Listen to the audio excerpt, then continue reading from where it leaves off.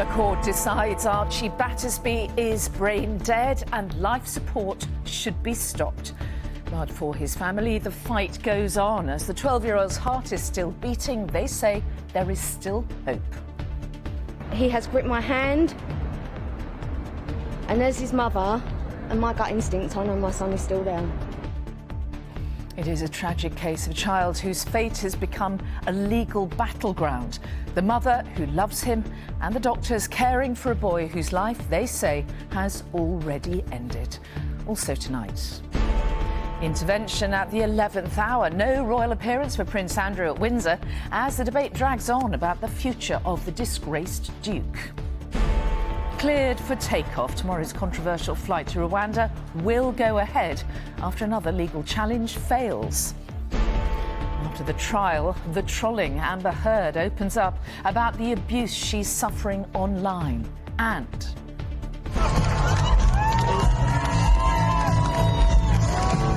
keeping up with the killers, the Silver Surfer who had a bumpy ride on the way to meet his idols.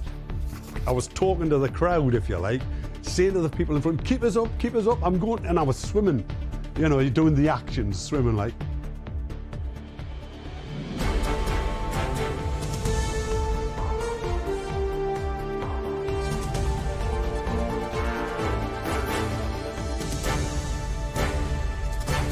This is the ITV Evening News with Mary Nightingale. Good evening. The mother of a 12-year-old boy declared brain dead by a judge says she still believes her son is alive and hasn't been given enough time to survive. Archie Battersby has not regained consciousness since an accident at his home in Southend in Essex in April. Today, the High Court ruled that doctors at the Royal London Hospital could lawfully stop treating him. But his mother, Holly, says her son's heart is still beating and he grips her hand. It is her gut instinct that he's still alive. Martha Fairley reports. Archie Battersby was an active 12-year-old with a great sense of humour who loved gymnastics and boxing. But on the 7th of April, he was found by his mother with a ligature over his head.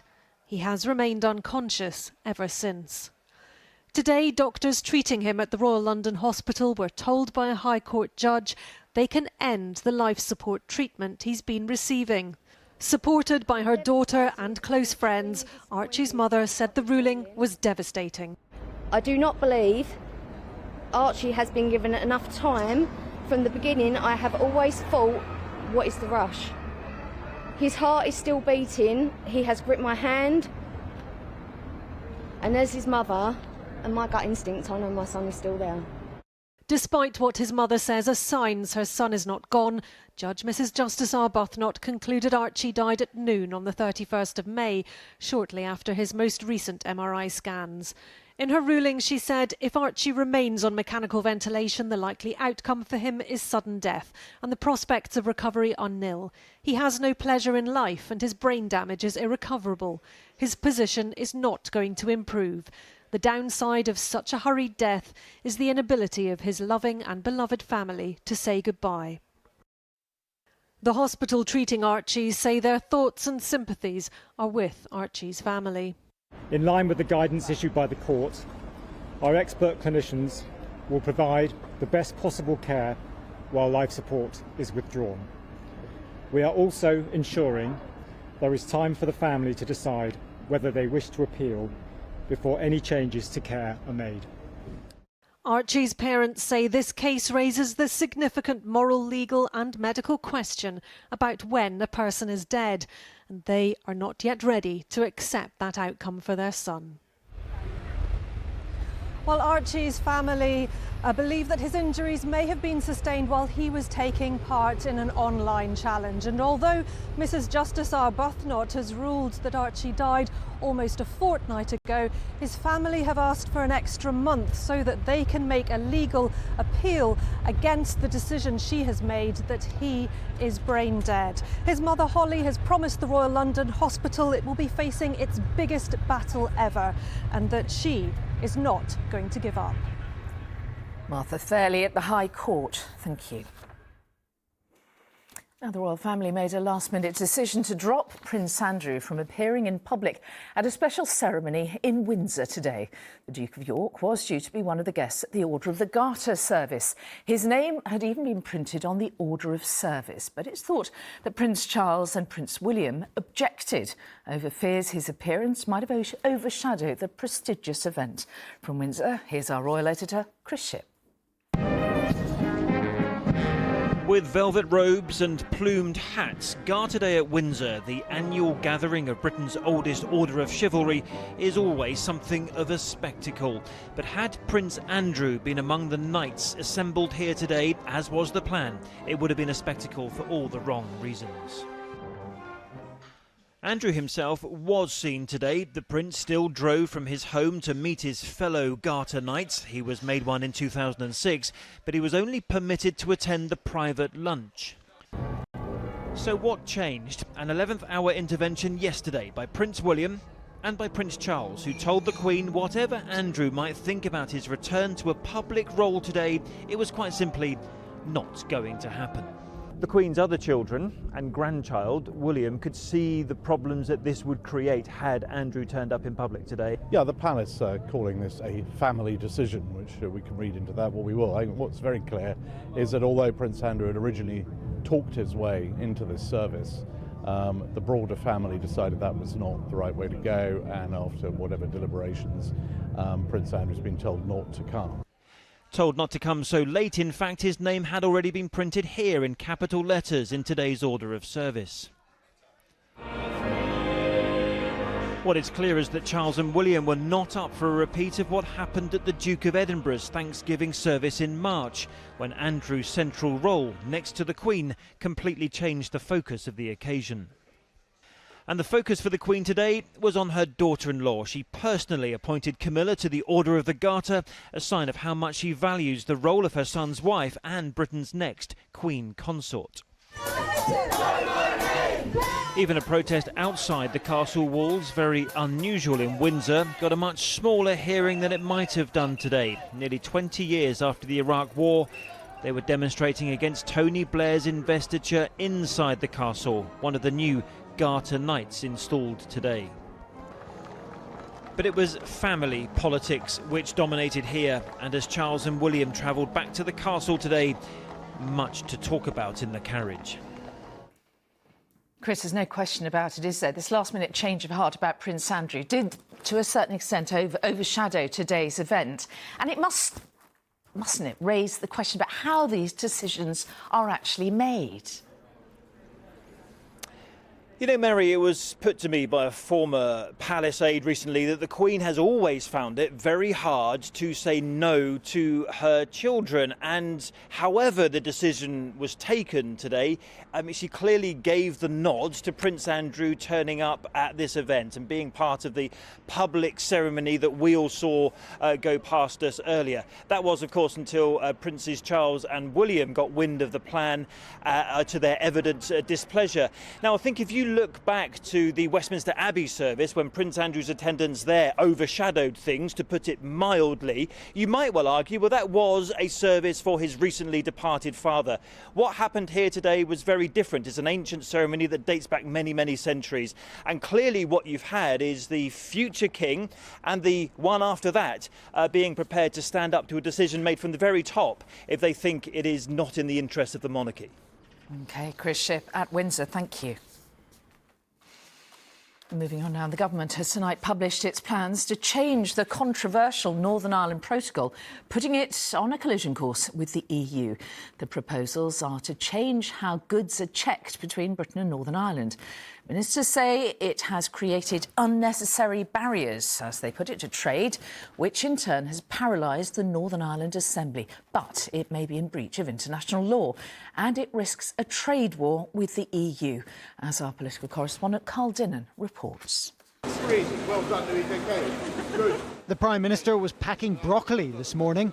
Broccoli or anything else travelling from Great Britain to Northern Ireland potentially faces prohibitive checks if the Northern Ireland Protocol is fully implemented.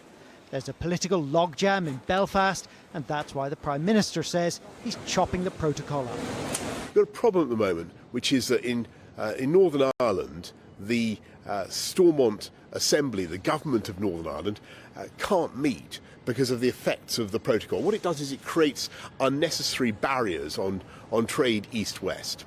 What we can do is fix that. It's not a big deal. But it was his deal. Boris Johnson himself agreed it with the then Irish Taoiseach. Today, the current Taoiseach was scathing.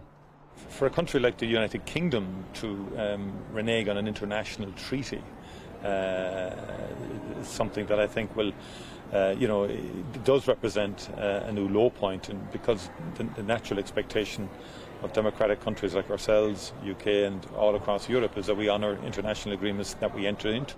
The bill altering the protocol creates a green channel for goods staying in Northern Ireland. Goods travelling on to the EU will still require checks.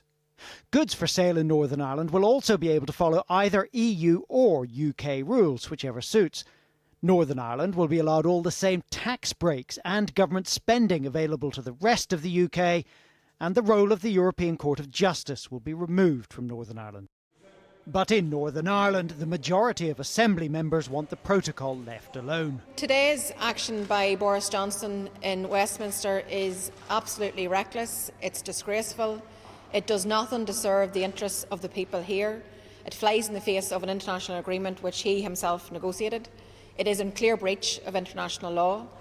But the protocol's trade barriers have so angered unionists that the DUP have been blocking the formation of a government. Finally, we are now seeing the kind of action that is required to begin the process of removing the barriers to trade within the United Kingdom, to restoring Northern Ireland's place within the UK internal market.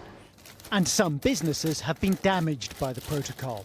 We've lost a lot of suppliers to it, and we've been dealing with a lot of artisan English suppliers for maybe 20, 30 years, and they've just dropped off the map because they're finding it difficult getting across. The government says its changes will protect trade both across the Irish Sea and across the Irish border. But tearing up a deal so recently signed could also bring on a truckload of trouble. Carl Dinnan, ITV News, Westminster. Our correspondent Peter Smith is in Belfast for us tonight. So, Peter, the protocol really does divide politicians there, doesn't it? But what do the people think?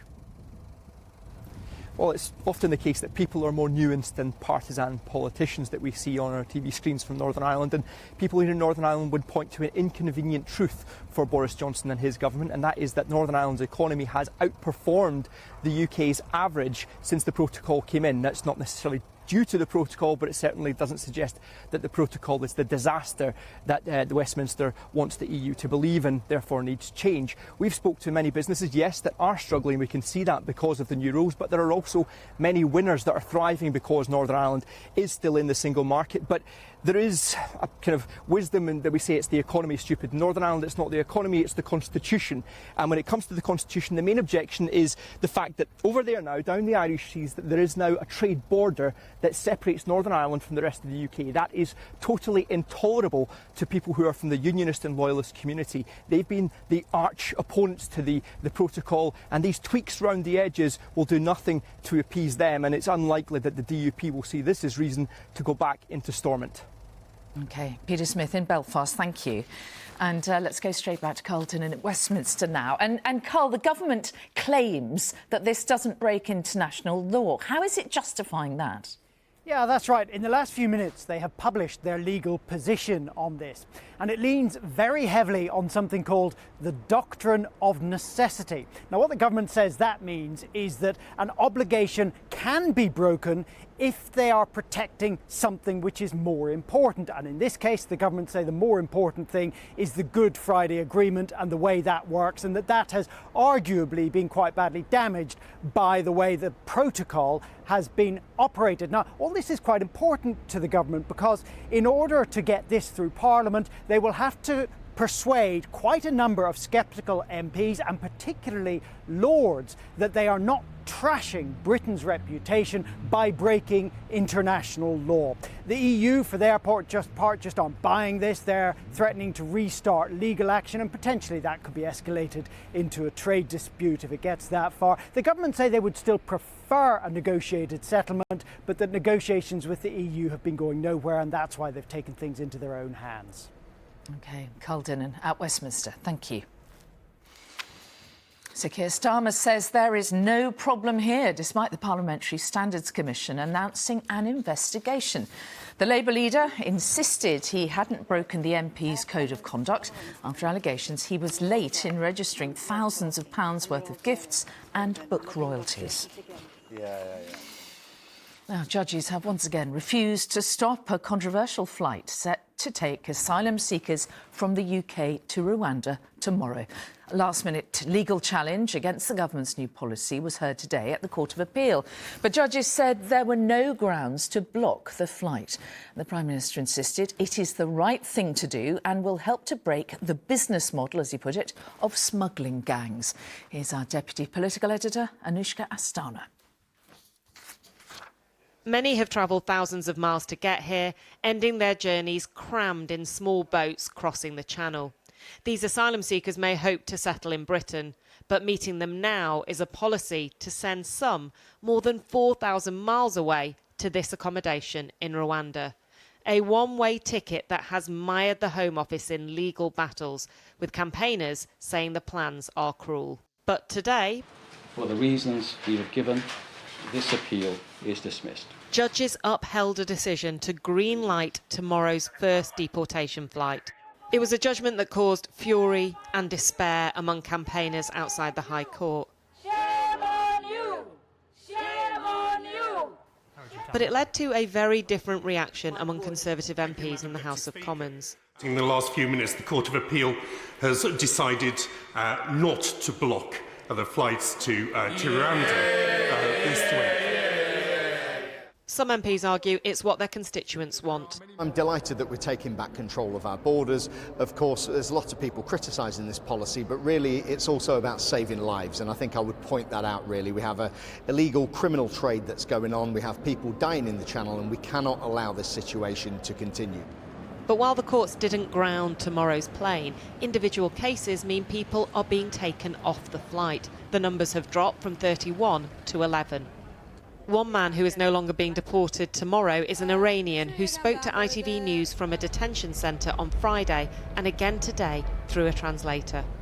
I've been given a bit more hope, but there's still a risk of me being deported or transferred to Rwanda, so I can't feel quite happy. He spoke of another detainee from Iraq who is still going.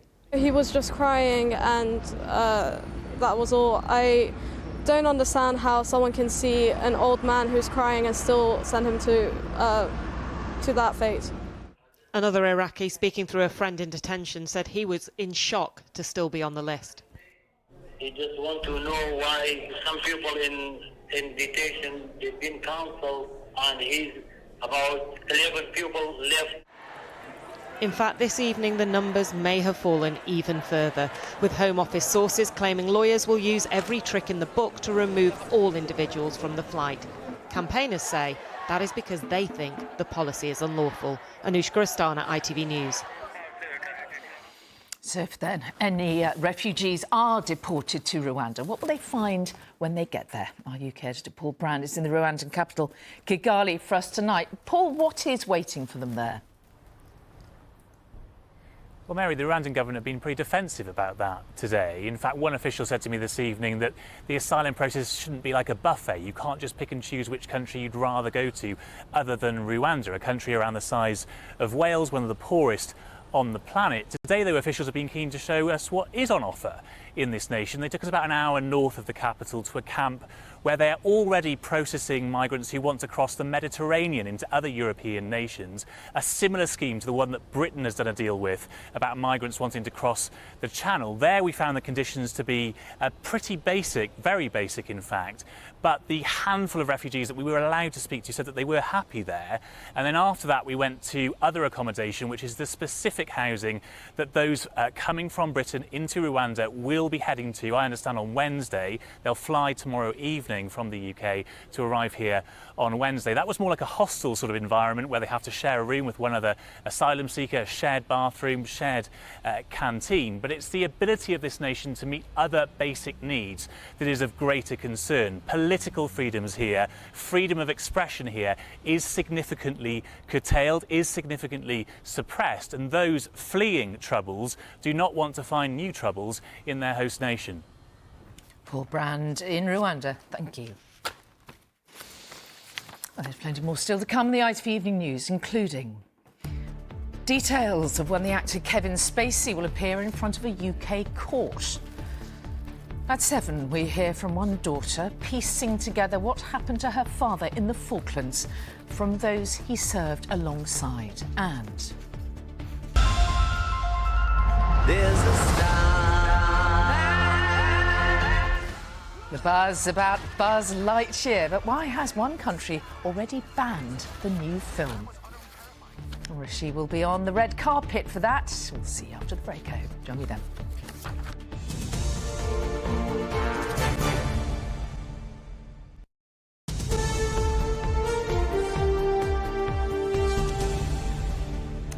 Welcome back. Now, police in Brazil say they are still searching for a British journalist who's now been missing in the Amazon for more than a week. There was some confusion today after reports that Dom Phillips, along with an Indigenous expert, had been found dead in the rainforest. But federal police say that so far they've only found some of the men's personal belongings. Rachel Younger has more. In the Western Amazon, the search went on, even as any hope of finding them alive evaporated. Journalist Dom Phillips devoted a decade to reporting on the Amazon's plight. Bruno Pereira, a father of 3, a respected activist who'd already been threatened for his work guarding Indigenous land from illegal logging and fishing.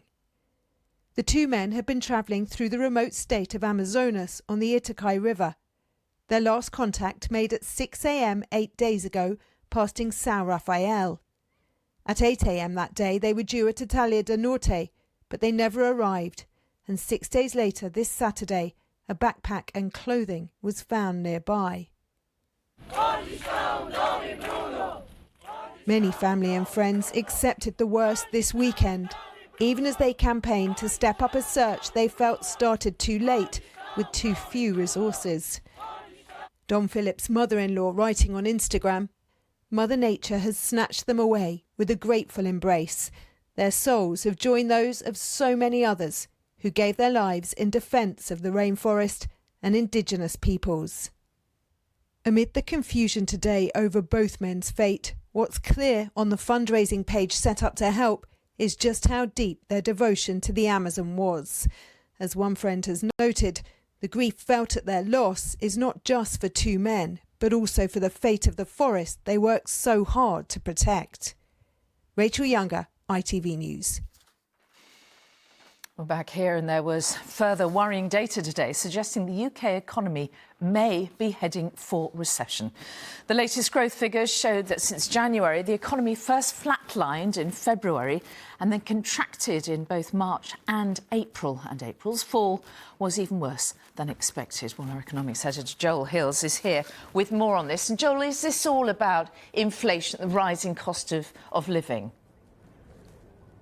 Not entirely, no. Look, the economy hasn't grown on a monthly basis since January, and in April all 3 main sectors of the economy contracted, but that had more to do with the government dismantling its vast test and trace programme than it did with the rising cost of living. That said, Mary, we are in the foothills of a very tight squeeze on our living standards. Manufacturers in April said that their output had been hit by sky-high diesel and petrol and energy prices. Interestingly, consumer spending on the high street, going out, hotels, pubs, restaurants, bars, actually held up. But belts are being tightened. Household spending is expected to be impacted along with economic growth in the months to come. Will we suffer an economic recession? Who knows? But the months ahead do look grim. Helpfully, of course, the Chancellor has provided billions of pounds of extra financial support for households. Unhelpfully, there is now the risk of a trade dispute with the EU over the Northern Ireland Protocol. And the last thing we need is our biggest trading partner by some distance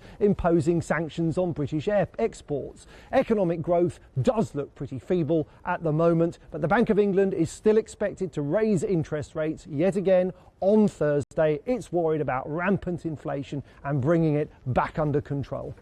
OK, Joel Hills in Keswick there. Thank you.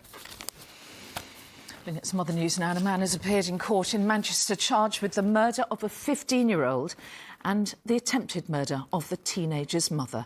Jakub Szymanski died in hospital after being stabbed on Thursday night. His mother, Katarzyna Basztek, who was the defendant's ex-partner, was also treated for serious stab wounds and is recovering in hospital. The government's strategy to transform England's food system has been criticised as not going far enough. The National Farmers Union said it didn't address what it called the crisis of crops going to waste at farms due to a lack of workers. And the Rolling Stones announced they've had to cancel their Amsterdam show tonight because singer Mick Jagger has tested positive for coronavirus. A man has admitted murdering 18-year-old Lily Sullivan in southwest Wales last December. Lily was last seen alive at a nightclub in Pembroke, and our Wales reporter Rhys Williams is at Swansea Crown Court for us now. Rhys, what happened in court today? Well, Lewis Haynes changed his plea, Mary. In a previous hearing here last month, the 31-year-old from Lamphy in Pembrokeshire admitted manslaughter but denied murdering 18-year-old Lily Sullivan, who'd been on a night out with friends. But appearing via video link from prison here at Swansea Crown Court today, a distressed-looking Haynes changed that plea to guilty. The court heard the two had met in a Pembroke nightclub shortly before Christmas last year, with CCTV footage showing them leaving separately before meeting up once again in a nearby lane. And the court heard that their paths had not crossed before that night. Now, Lily's body was found just a few hours later in the Mill Pond, which is a lake near Pembroke Castle, after police were called following reports of a body in the water, and an inquest has previously heard that Lily had been strangled. Now, in a tribute following her death, Lily's family said she was a kind and caring daughter who will be deeply missed by everyone. Lewis Haynes, Mary, will be sentenced here at Swansea Crown Court on the 7th of July. Rhys Williams in Swansea, thank you.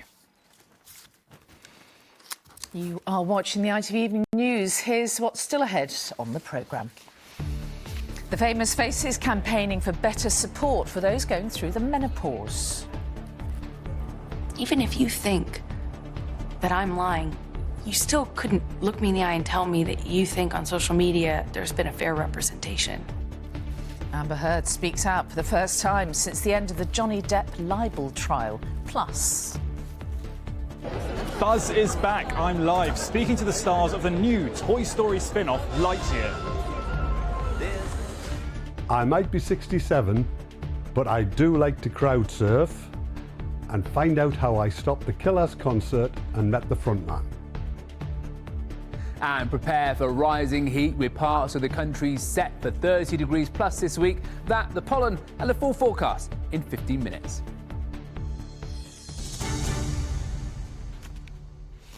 but first, when the 40th anniversary of the end of the Falklands War is marked tomorrow, it will add added poignancy for the daughter of sailor Gary Nelson. Claire Kemp was barely a toddler when her father perished on board HMS Ardent in May 1982. In total, 22 men were killed in the attack by the Argentine Air Force. And in the years since, Claire has been piecing together what happened to her father with the help of some of those who survived. Claire spoke to our correspondent, Rupert Evelyn. I mean, he looks really young here. Yeah. Each and every page of Claire Kemp's album is an insight into one of the most important people in her life. Claire was just 13 months old when her father, Gary Nelson, was killed in the Falklands War. Learning about the man she loved but didn't know is a lifelong journey. It's being inquisitive to find out part of your identity, finding out if I laugh like him or if I write like him. My mum's often said that I have a certain walk. You know, at times that I've walked and she's, oh, that's your dad. Yeah. Gary Nelson was a sailor and a physical training instructor. He knew the crew of HMS Ardent well. And as she sailed south and into war 40 years ago, he made sure they were ready for action. I spoke with a gentleman at the reunion only a few weeks ago, and he said, I absolutely hated Fizz, but your dad managed to get me running, and he got me going. And he said it was, a lot of it was mental strength as well. As they headed towards the Falklands, Gary wrote a letter to his parents. He spoke of high morale on board and saying he was itching to get down south. He wrote, "Don't worry about me, because I'm probably in the safest place on board." It was the last time his parents heard from their son. HMS Ardent was hit by 15 missiles from an Archie jet. It burned furiously. 22 men died, more than 30 were wounded, many of them suffering serious burns. On the day that the ship was bombed, my dad actually took over steering of the ship, emergency steering, because of his strength. That role placed her father at the stern of the ship, which is where the second Argentinian bomb struck. The Argentinian occupation of the Falkland Islands in 1982 prompted the dispatch of a naval task force to reclaim the British territory. It took 74 days. 255 British soldiers died. A memorial overlooking Plymouth Sound is where annually those connected to HMS Ardent gather to remember. It's where Claire first met Stephen Earp. He served with her father and, like many of those who were there, has helped her fill in some of the blanks. I think every year it's difficult. You know, the 35th, the 40th, I don't think it really matters really. It's in your mind and your memories every day really. But that's true for you as well. Absolutely. Every day. Yeah, every day. The value of reunion cannot be underestimated. It's why the Royal British Legion have this year placed emphasis on the mental well-being of bringing the Falklands generation together. Now, 40 years down the line, do you feel like you know your dad? Yeah, there is part of me that I feel like I know him. Yeah. And I often feel him around, if that makes any sense. Yeah. Your thoughts on your dad's role in the Falklands? He will always be a hero in our eyes. And I'm sure that he'll always be a hero in a lot of other people's eyes. I wish it wasn't him. I wish he was coming home. I wish he came home. Rupert Evelyn, ITV News, Plymouth. Well, let's get an update on what's making the news tonight. The parents of 12-year-old Archie Battersby say they are planning to appeal a judgment by the High Court that found that their son was brain dead and his life support should be turned off. Judges have rejected an appeal to stop the first government flight carrying migrants to Rwanda, which are due to take off tomorrow. We're also expecting another ruling on a separate attempt to halt the policy this evening. And the Irish government has accused Boris Johnson of breaking the law and setting out new plans to override the existing Brexit agreement. Next tonight, celebrities have joined forces to urge parliamentarians to give greater support to women going through the menopause. Davina McCall, Penny Lancaster and Lisa Snowdon are backing the menopause mandate, which calls on the government to address the inequalities faced by women in midlife. Neil Connery has more. In the heart of Westminster, a message from women to everyone across the country to do more to help those going through the menopause. Celebrity and MP campaigners joining forces in an effort to raise awareness and to improve support. We're here for an issue that is hugely discriminatory and shows that women's health is still not treated as a priority. For those who've been affected, a determination that others shouldn't suffer what they've gone through.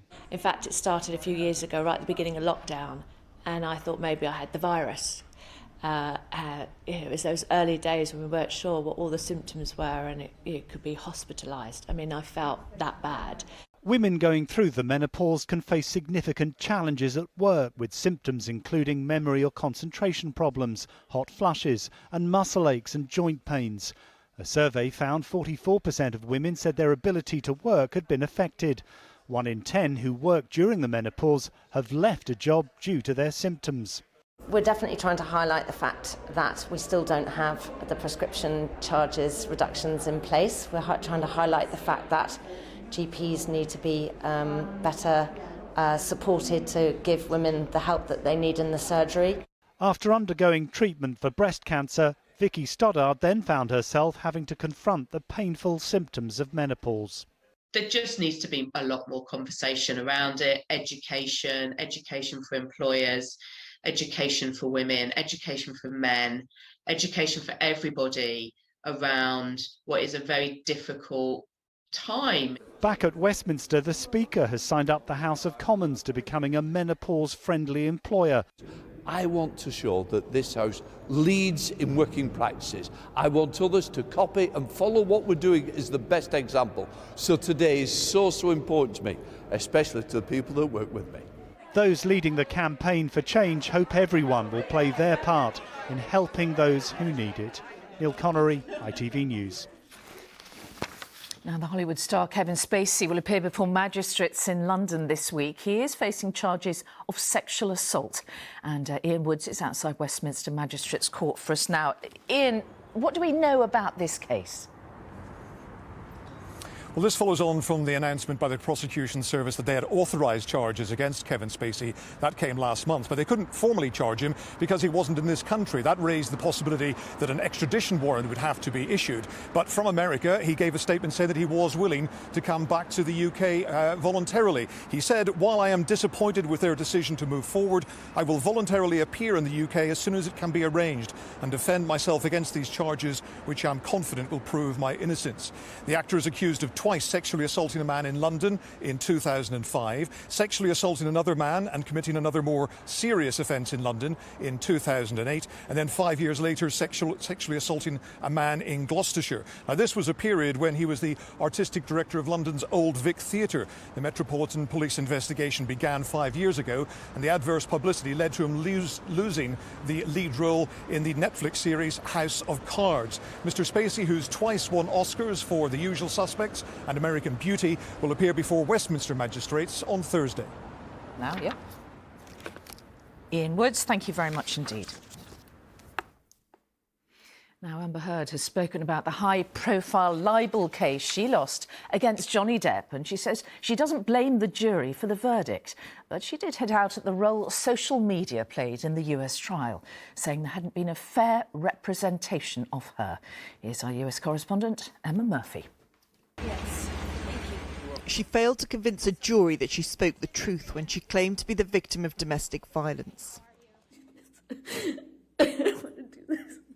Now Amber Heard is speaking out once more, claiming the jury was swayed by the court system and celebrity. How could, I'll put it this way, how could they make a judgment? How could they not come to that conclusion? They had sat in those seats and heard over 3 weeks of non-stop, relentless testimony from paid employees and, towards the end of the trial, randos, as I say. Heard claimed Depp would attack her in drunken rages, some of which were filmed. Have you drunk this whole thing this morning? Oh, you got this going. You got this going. But she said it was a lifetime in blockbuster films which affected the jury. I don't blame them. I actually understand. He's a beloved character, and people feel they know him. He's a fantastic actor. Depp's fame and the detail in the defamation court case engaged a global audience and created a social media frenzy. The Justice for Johnny Depp hashtag received more than 20 billion views online. The equivalent for Amber Heard, 92 million. Even somebody who is sure I'm deserving of all this hate and vitriol, even if you think that I'm lying, you still couldn't look me in the eye and tell me that you think on social media there's been a fair representation. You cannot tell me that you think that this has been fair. However, the fairness of social media was not being assessed by the jury. Heard's honesty was. They dismissed her words as lies, but she is determined that will not silence her. Emma Murphy, ITV News, in the United States. The football sensation Erling Haaland is officially transferring to Manchester City from Borussia Dortmund. Erling, welcome to Manchester City. The 21-year-old Norwegian striker, one of the most coveted forwards in the game, completed his £51 million transfer today, signing a 5-year deal with the Premier League champions. Now, a children's animated film seems an unlikely candidate for a ban, but that's exactly what's happened to the new Disney Pixar movie Lightyear. Now, the character may be able to travel to infinity and beyond, but you won't be able to see him in the United Arab Emirates. And our entertainment reporter Rishi Davda is on the red carpet for the film's UK premiere. Rishi. An animated film and a Toy Story spin-off. It's not one that was likely to be controversial, but Lightyear has proven to be so. The film features a same-sex kiss between two female characters, and now the UAE, home to Dubai and Abu Dhabi, has said that it won't be showing the film. And while not referring to the kiss specifically, it did say that the film violates the country's media content standards. Hollywood actor Chris Evans, who voices Buzz, said it's frustrating that not everyone will be able to enjoy the film. We're proud to be doing something that is a step forward for a lot of people who deserve representation, but it's frustrating that there are still people that aren't where they should be. Well, the film also features a short cameo from astronaut Tim Peake, who's hoping that it may inspire a future generation of scientists and maybe even some astronauts. I think Lightyear's got a great story. It's really inspiring. I mean, it's about science and tech and engineering, but it's about teamwork and collaboration and, you know, asking for help occasionally. I think there's some great messages in this movie. It's really inspiring. Well, fans will be able to see Buzz's rise through the ranks and to slightly adapt his famous catchphrase, "To infinity and back to you, Mary." Yeah. Rishi Davda on the red carpet there. Thank you very much indeed. And from the red carpet to a rock concert. So have you ever fancied doing this?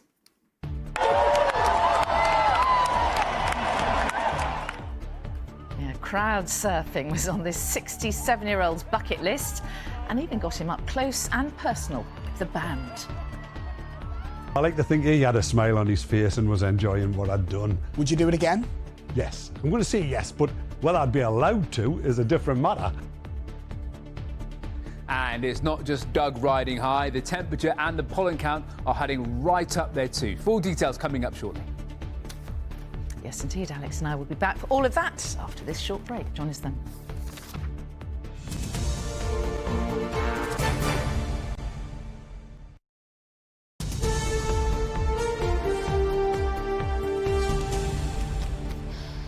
Welcome back. Now, summer is going to feel like it really has arrived and is here for many of us this week. Temperatures are set to hit 30 degrees Celsius, that is 86 Fahrenheit. And Alex is here, and it is properly hotting up, isn't it? It is. I suspect temperatures will pass 30 degrees by the time we get to Friday. That's going to be the peak of the heat. I don't think all areas will reach the heat wave threshold, but I think certainly across the south and southeast we will as we head through the next few days. But before we take a little look forward, it's been fairly pleasant out there today. And at a first glance, yes, you will be forgiven for thinking this is a man on Bath's Royal Crescent enjoying a scoop of ice cream on a giant cone. It's not actually. He's sophisticatedly reading a book, enjoying some rays of sunshine.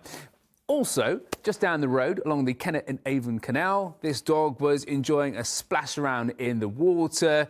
I'm sure he's been blow dried by now, but as the heat builds as we head through the course of this week, you won't need a blow dry because it is going to be pretty hot out there, and we can take a look at those details right now. Yes, we are going to get the heat which is building not just across the UK but across much of Europe, where they're expecting temperatures to reach maybe 40 degrees plus. But you can see for us here, it is going to be hot in many areas. By the time we get to Friday, As I say, that will be the peak of the heat. We're expecting highs to reach around 32 to 33 degrees Celsius across the southeast. And I suspect we'll reach the high temperatures as far north as southern parts of Scotland.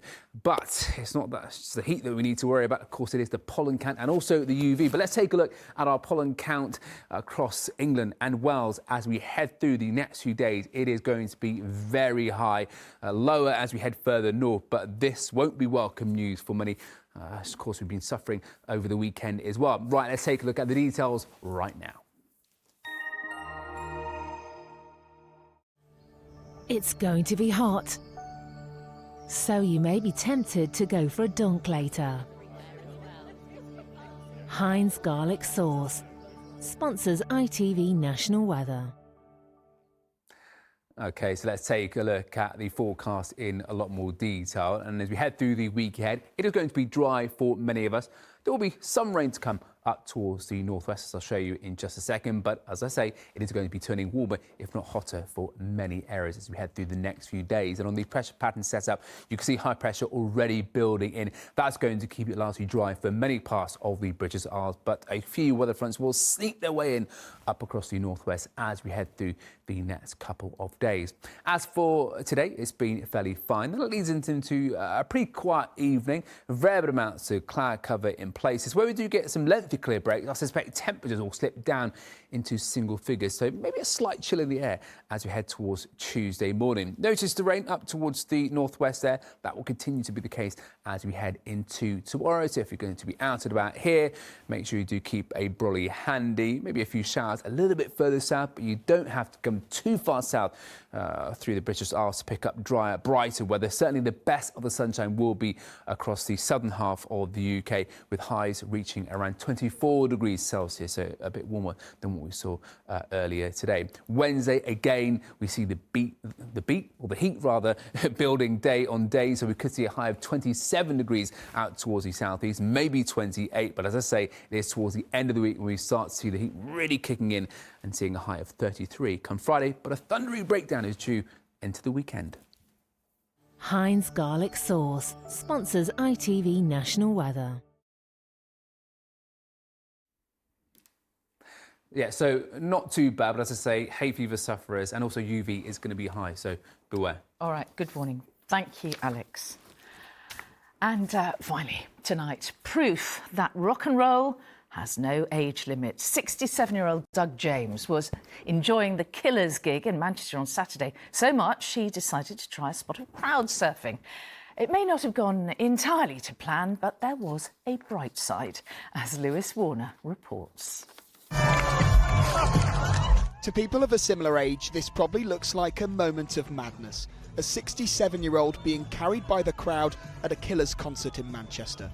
But retired marine engineer Doug James was instead riding high on life. You're oblivious to everything. I don't know what song was being sung, but I just know I was talking to the crowd, if you like, saying to the people in front, keep us up, I'm going, and I was swimming. You know, you're doing the actions, swimming like, and then there was a little bit dip, so I'm quite heavy, I suppose, really. So maybe they just were, you know, having a rest. Doug quickly caught the attention of the Killers frontman. He was trying to crowd surf. He looks like he's about 68 or 69 years old.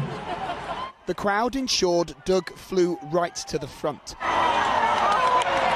Sporting a few cuts and bruises, he was checked on by medics and Brandon Flowers himself. And he asked us, you know, what you doing? And this is in the hug, as we were hugging. And I just said, well, I'm just enjoying myself. But I like to think he had a smile on his face and was enjoying what I'd done. Would you do it again? Yes. I'm going to say yes, but whether I'd be allowed to is a different matter. You know what he said? He said, I'm enjoying myself. That he certainly was. Most crowd surfers aren't 67 years old, but Doug's proven there is no age limit on having a bit of fun. Lewis Warner, ITV News, Manchester. And he kept his sensible fleece on throughout. Quite right. That's it from us for now. Tom's here with news at 10. But from me and all the evening news team, bye-bye.